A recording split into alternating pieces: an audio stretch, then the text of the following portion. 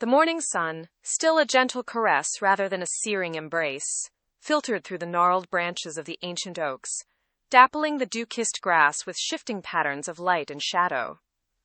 Grandma Ilara, her silver hair pulled back in a neat bun, hummed a tune that seemed as old and enduring as the trees themselves.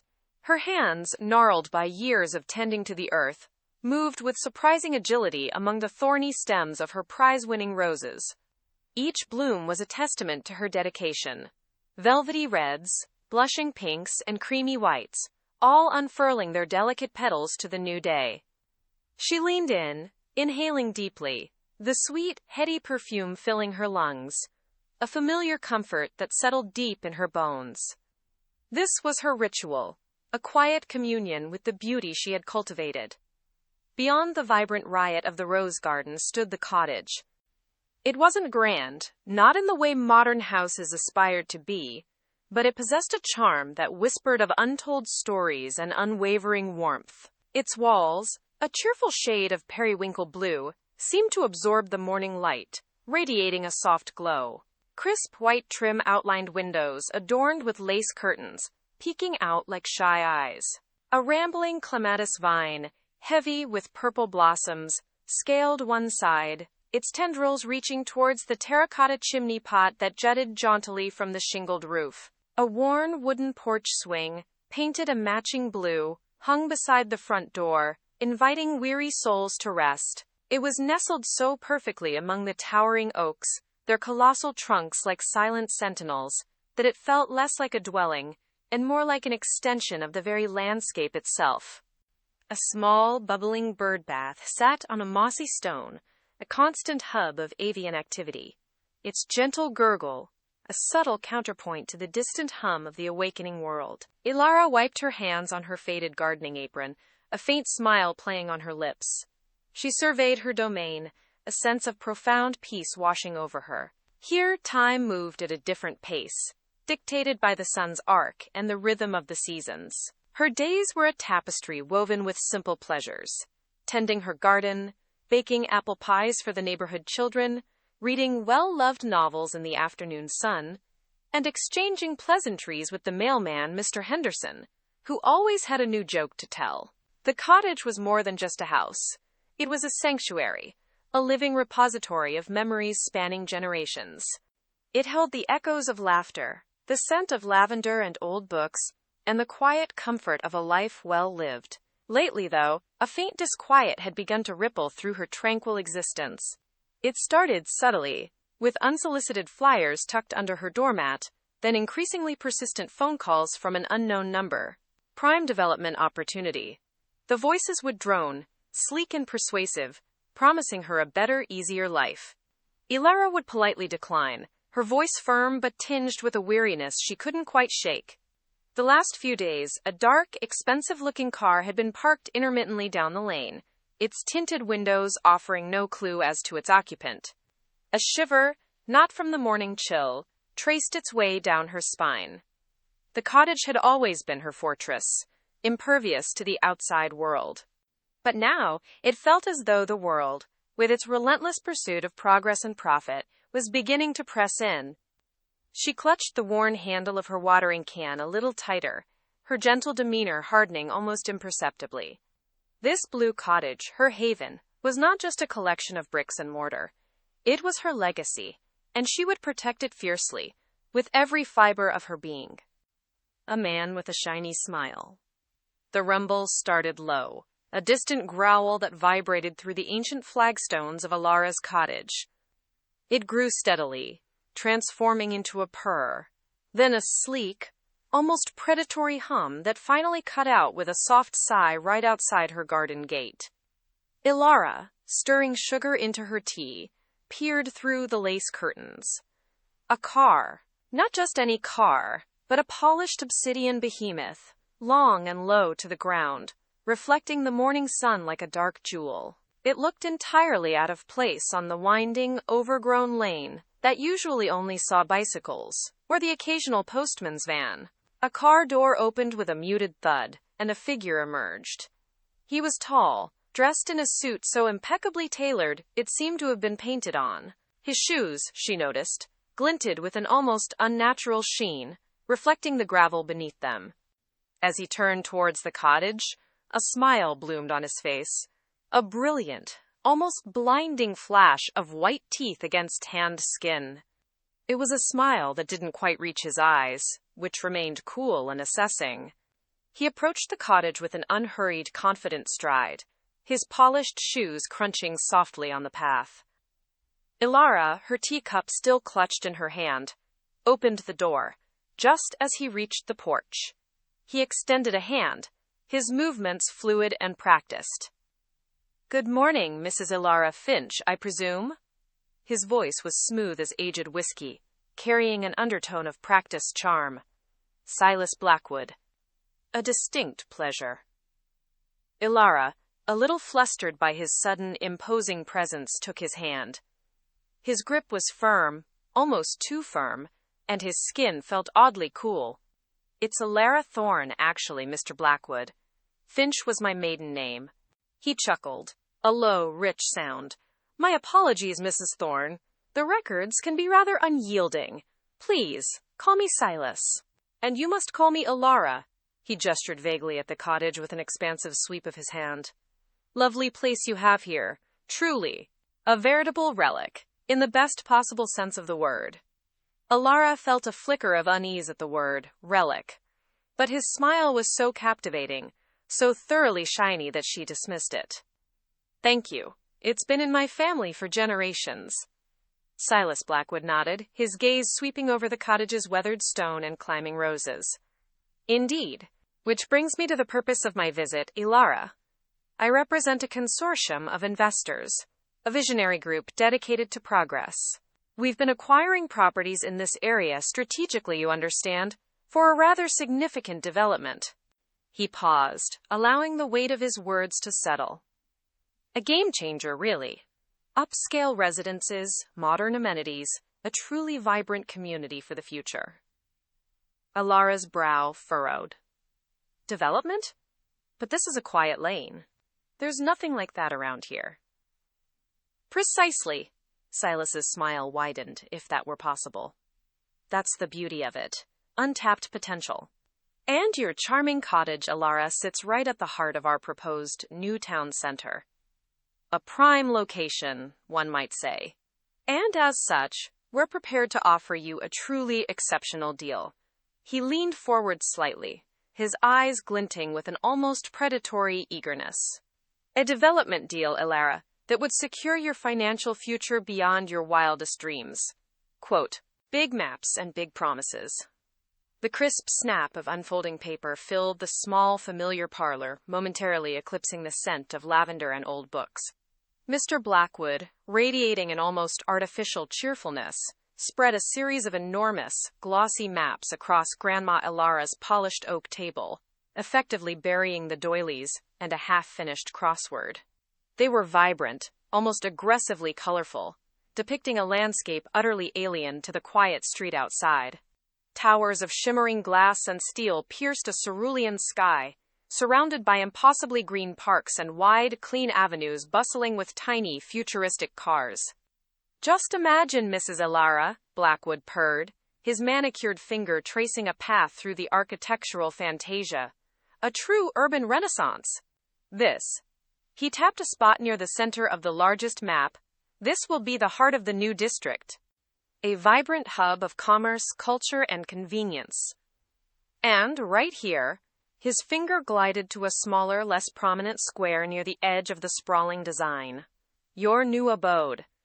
A compact, state-of-the-art dwelling, perfectly designed for modern living." Grandma Ilara's gaze flitted from the dizzying array of proposed structures back to the cherished, slightly worn comfort of her own walls. The ornate wallpaper, faded in places, seemed to sigh in contrast to the stark, angular lines on the map. Her heart gave a little lurch. This house, with its creaking floorboards and the faint, sweet memory of countless family gatherings, was more than just bricks and mortar. It was a repository of nearly 80 years of life, laughter, and quiet sorrows. The thought of it being reduced to a tiny, unfeeling square on a drawing filled her with a cold dread. Blackwood, oblivious to her internal struggle, continued his effusive monologue. Think of the amenities, Mrs. Alara. Touchscreen appliances, instant hot water, climate control that anticipates your every need. No more drafty windows, no more fussing with the old furnace. And the views. Panoramic vistas of the city lights. Plus, access to the exclusive rooftop gardens, the fitness center, even a dedicated concierge service for your every whim. He gestured grandly, as if conjuring these wonders from the very air. You'll be part of something truly extraordinary, a landmark in urban development. He pushed a smaller, folded pamphlet towards her, showcasing sleek, minimalist interiors.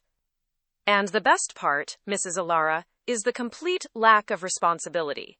No more gardening, no more leaky pipes, no more worrying about maintenance. Everything taken care of. A life of leisure, of absolute comfort, all within the vibrant pulse of the new city. It's a promise, Mrs. Alara. A promise of a brighter, easier future. His words, smooth and persuasive, painted a picture of effortless living, yet Grandma Alara's eyes kept drifting back to the spot on the map where her house, her garden, her entire world, was now merely a blank space waiting to be filled by something cold and unfamiliar. A deep-seated worry began to bloom in her chest, like a thorny weed, sweet talk and temptation. The doorbell chimed again, a bright, insistent sound that cut through the quiet hum of Grandma Alara's morning. She sighed, her hand pausing over the delicate porcelain teacup. It had to be him. Silas Blackwood, a man whose charm was as polished as his expensive shoes. He'd become a regular fixture on her porch, arriving with an assortment of elaborate pastries, each visit a new, sugary assault on her resolve. Today, it was a box of miniature eclairs, their chocolate glaze gleaming under the morning sun as he presented them with a flourish. "Good morning, dearest Alara," he purred, his voice like warm honey. "Thought you might enjoy these. Fresh from that little patisserie downtown, the one with the artisan butter." He winked, as if sharing a delightful secret. Grandma Alara offered a polite, if strained, smile. "You're too kind, Mr. Blackwood." She led him into the parlor, the familiar scent of lavender and old books competing with the cloying sweetness of the eclairs. He settled into her armchair, the one her late husband had favored, and immediately launched into his well-rehearsed spiel. "Now, about this opportunity, Alara. Think of the peace of mind. No more worrying about property taxes, no more leaky roofs or creaking floorboards. Just pure, unadulterated financial freedom." He leaned forward, his eyes, dark and sharp, fixed on hers. "You'd be silly, truly, utterly silly to say no to this. The money, dear Alara, the sheer volume of money you'd have. Enough to travel, to spoil your grandchildren rotten, to live a life of comfort you've only dreamed of." He spoke of her savings, the potential for a new, unburdened existence, painting a picture of effortless luxury. But Alara's gaze kept drifting to the framed photos on the mantelpiece. Her wedding day, her children as toddlers, the faded image of her parents on the porch swing. This house wasn't just bricks and mortar. It was a living scrapbook, each creak and groan a memory. "But this house," she began, her voice a little shaky, "it's been in the family for generations. My grandfather built this very porch." Blackwood waved a dismissive hand, a faint scent of expensive cologne wafting from him. "Sentimentality, Alara, is a luxury few can afford in this market. And frankly, it's holding you back. Think about it. You're sitting on a gold mine, a substantial gold mine. Imagine the joy of seeing your family truly secure, without having to lift a finger." He paused, letting his words hang in the air, allowing the imagined weight of gold to settle. "It's a no-brainer, really. Anyone with an ounce of sense would jump at this. And you, Alara, are a sensible woman." His persistent flattery and the relentless pressure began to chafe. Her initial politeness was wearing thin, replaced by a growing knot of unease in her stomach. He made it sound so simple, so logical, yet her heart rebelled. This house was her anchor, the steady beat of her life. The thought of it gone, replaced by some soulless development, sent a cold shiver down her spine. He was charming, yes, but beneath the veneer, she sensed a relentless current, a hunger she couldn't quite name. The eclair, once tempting, now seemed to mock her, sweetening a bitter pill. The papers with tiny words. The doorbell chimed with an almost polite insistence, pulling Grandma Alara from her contemplation of the rosebush outside the kitchen window. She dabbed at a stray tear that hadn't quite dried, a lingering sadness from a memory the roses had stirred. When she opened the door, Mr. Silas Blackwood stood on her porch, a predatory smile stretched across his lips, gleaming like the polished silver of his tie clip. He held a sleek, leather-bound portfolio under one arm. "Good morning, Mrs. Alara," he purred, his voice a smooth, rich blend, like expensive coffee. "Just stopping by with those documents we discussed. Nothing to fret about, merely a formality." He stepped inside without waiting for an invitation, his expensive shoes barely scuffing the worn rug in the hallway. The scent of his overpowering cologne filled the air, musky and cloying. He settled himself at her antique dining table, the one her late husband had carved by hand, and laid the portfolio open with a flourish. Inside, a stack of papers, crisp and white, lay waiting. Grandma Ilara's gaze snagged on the pages. They were covered, top to bottom, with an astonishing density of print. Tiny, meticulous words, packed so tightly together, they blurred into an indecipherable gray mass. Her eyes, though still sharp for knitting, struggled to focus on the minuscule script. "Now, as I explained," Mr. Blackwood began, his voice dropping to an almost conspiratorial murmur, "this is simply to formalize our agreement. The development, as you know, will bring such wonderful opportunities to the area. Your property, being so centrally located, is absolutely pivotal. We're offering a most generous sum, of course." He gestured vaguely at the stacks of paper without truly indicating any specific section. "Everything is clearly laid out here. Just a few signatures to make it all official, and then you can relax. We'll take care of absolutely everything else." He pushed a page towards her, indicating a line with a manicured finger. "Right here, if you please. Just your name, and then you'll be free from all the fuss and bother of this old place." He produced a sleek silver pen from his jacket pocket, its tip glinting under the soft light from the chandelier. The pen felt heavy and cold in her trembling hand. Grandma Alara felt a peculiar lightheadedness, a disorienting swirl of Mr. Blackwood's smooth assurances, the oppressive weight of his cologne, and the sheer volume of those tiny, unreadable words. Her hand hovered over the signature line. "Just a formality," he'd said. "Everything taken care of." The promise of a burden lifted, of ease and quiet, was incredibly tempting.